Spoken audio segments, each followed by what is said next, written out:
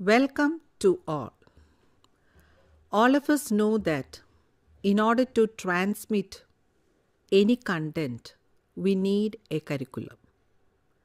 And how do we develop curriculum? It takes a lot of process and time. In today's discussion, the topic is upon curriculum development in adult education. This topic is part of the course MAAE 001 Understanding Adult Education, which is one of the courses of Master of Arts in Adult Education offered by School of Education.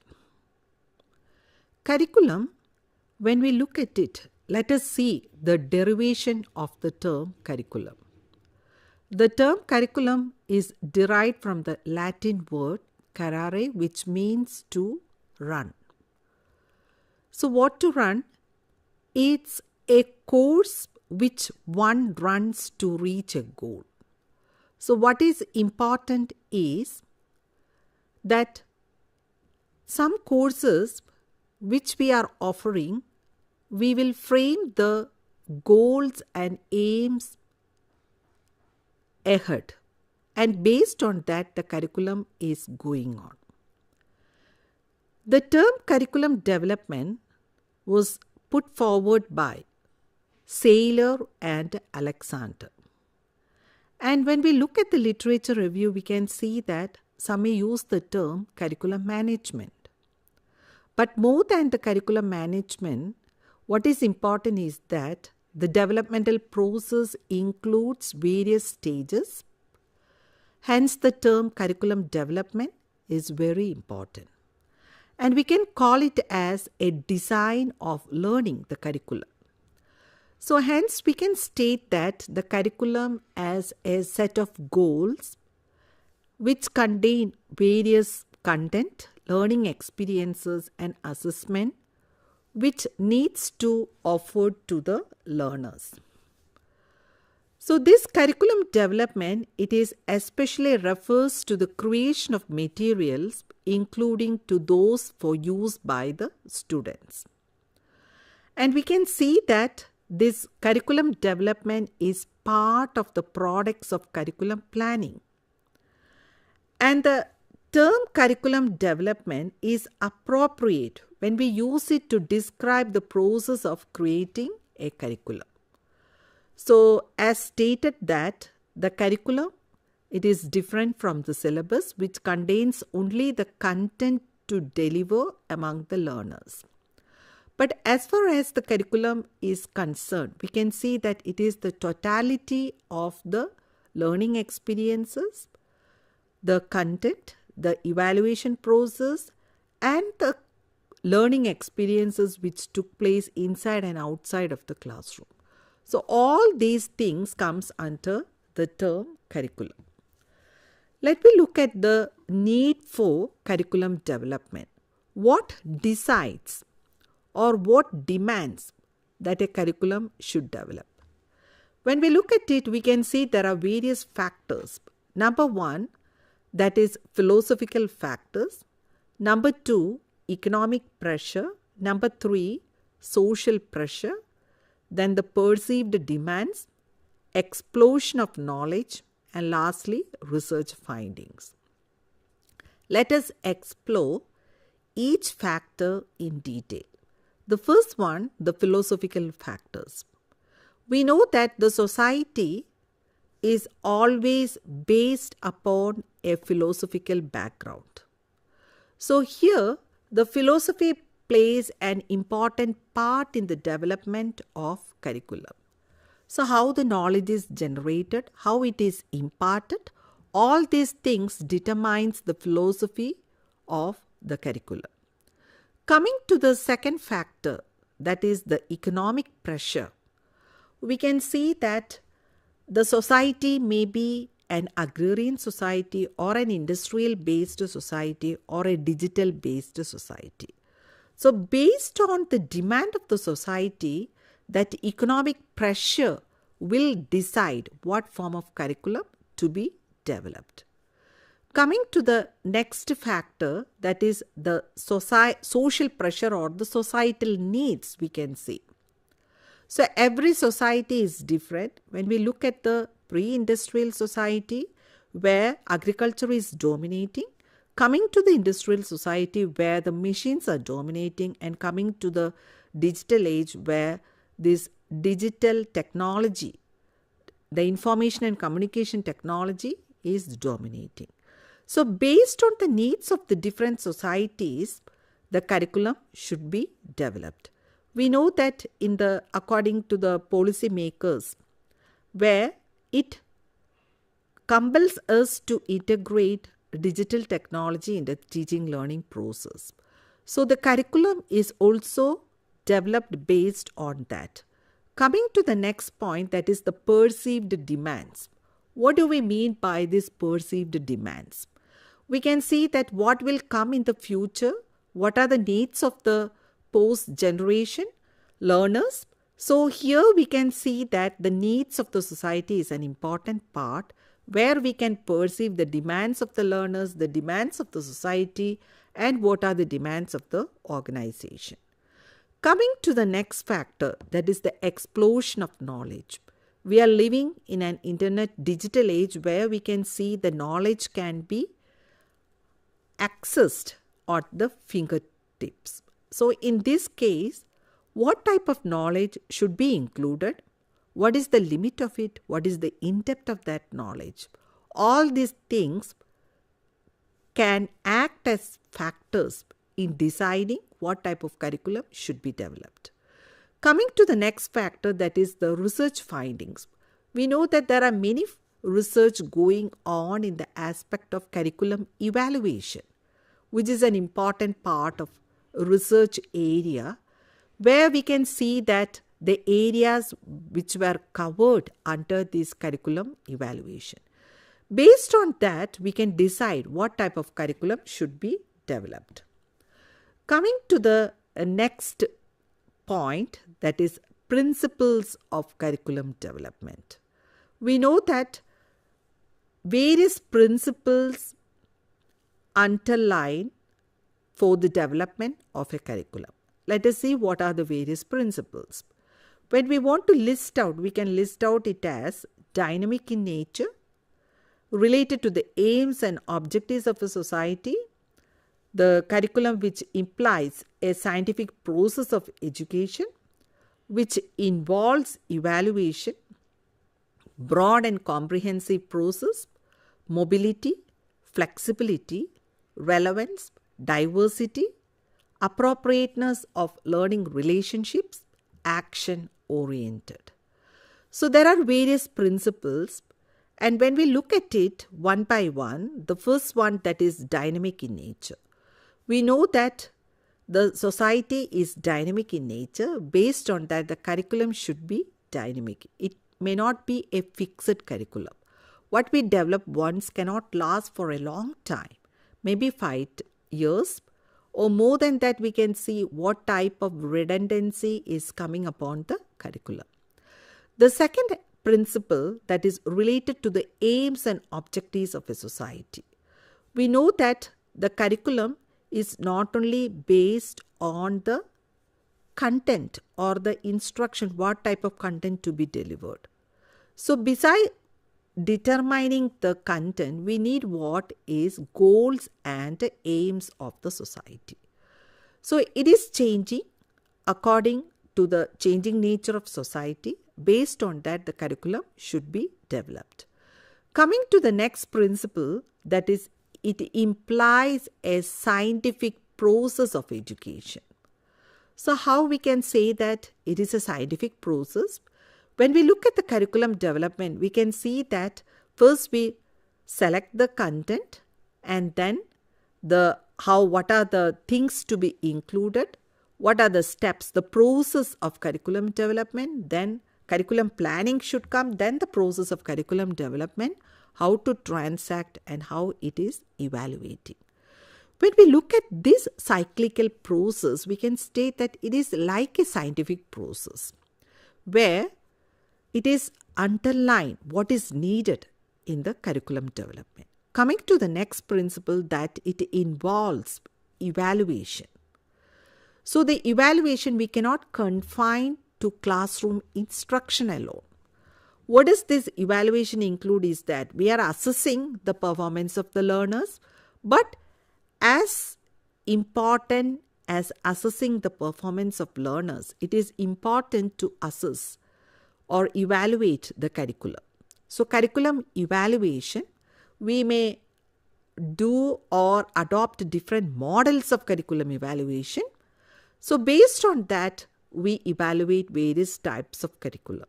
Coming to the next principle, that is broad and comprehensiveness. We cannot fix the curriculum in a narrow way, that it is very broad and comprehensive in nature, where it covers all aspects. That in the beginning I have stated that the learning experiences we cannot confine within the classroom. It goes outside the classroom, where the comprehensiveness of curriculum development is reflected. Then comes mobility. The mobility, it shows that it is changing from time to time, from place to place, from location to location. So here we need to imbibe the examples of different local type examples is needed, regional type, the global type. So all these things reflected the mobilized nature of curriculum. Then comes flexibility. That the curriculum, what we develop, it cannot be in the rigid form, that it needs flexibility in the sense that the interest of the learners may be differing, the aptitude of the learners may be differing, the priority of the learners. As we know that we are running in the ODL system, our learners are adult learners, where we can see vast changes in the interest, aptitude, intelligence, their desires and their preferences and priorities. Hence, it is very essential to include a flexible curriculum. Then comes relevance. What do we mean by relevance? The relevance is that whatever content is given in the curriculum, it should be catered to the needs of the individuals in society. Suppose in an agrarian social context, if the curriculum is not fitting, it may include many on the digital things, it doesn't fit to that particular society. So the relevance is an important part when we think of this curriculum development. The next principle, that is diversity. We know that the learners that are coming in front of us, they come from diverse background, where their abilities are different, their intelligence is different. And now when we think of the intelligence, we cannot confine it to the intelligent quotient alone, where we have to take the emotional intelligence, the spiritual intelligence, the adversity intelligence. So all these things are coming into account. So the diversified nature of the learners makes the curriculum, the nature of the curriculum as diversified. Then coming to the next principle, that is appropriateness of learning relationships. So what type of content we have taken, how do we relate it to the content, how do we relate it to the learners, or how do we relate to the various stakeholders? That is an important part while we are developing the curriculum. Then comes action-oriented, which is an important part. Just giving the awareness is not enough, where we can inculcate among the learners a sense of action-oriented, where they can take action when they find some kind of social injustice. So this is another principle of curriculum, where many of us are not catering or taking into account while developing the curriculum.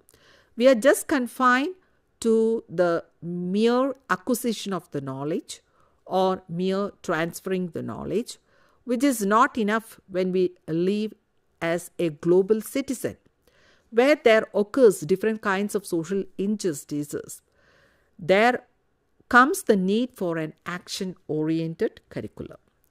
Coming to the approaches to curriculum development, we can categorize it as subject-centered curriculum, objective-centered curriculum, learner-centered curriculum, problem-centered curriculum, and a thematic investigation approach. So, as we have discussed about the principles of curriculum development, based on these principles, when we come to the actual development of the curriculum, there we adopted different approaches. The way we are approaching the curriculum. The first one, that is the objective-oriented approach, where we are giving emphasis on the objectives or the learning outcomes what we are framing. So here, in this type of curriculum, the learning outcomes are becoming more important, and based on that, the curriculum is developing. Then comes the subject-centered curriculum, where we can state it as the more emphasis is upon the development of various content. So the content, just making this subject-centered curriculum, it doesn't work very well. So let me see the characteristics of subject-centered curriculum.